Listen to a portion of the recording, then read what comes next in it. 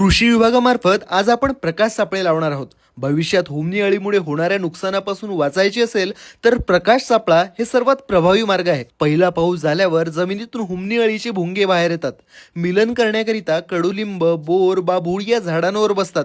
हे भुंगे प्रकाशाकडे आकर्षित होतात। याकरिता आपण 3x4 चा लहान खड्डा केला व त्यावर प्लास्टिक अंथरून घेतले। यामध्ये थोडे पाणी घेतले, मग लावला बल्ब। LED नाही तर पिवळा बल्ब। बल्ब पाण्यापासून 1.5 ते 2 फूट वर ठेवला, जेणेकरून भुंगे बल्बला धडकून पाण्यात पडतील आणि पुन्हा उडून बाहेर येऊ नये म्हणून आपण त्यात ऑइल टाकले।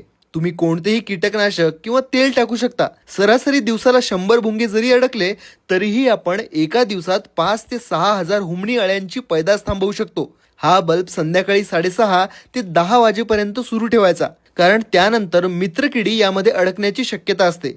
पीक कोणतेही असो, जून महिन्याच्या सुरुवातीपासून काही दिवस प्रकाश सापळे आपल्या शेतामध्ये नक्की लावा। या छोट्याशा प्रकाश सापळ्यामुळे तुम्हाला भविष्यात हुमणी अळीमुळे होणारे नुकसान टाळता येईल।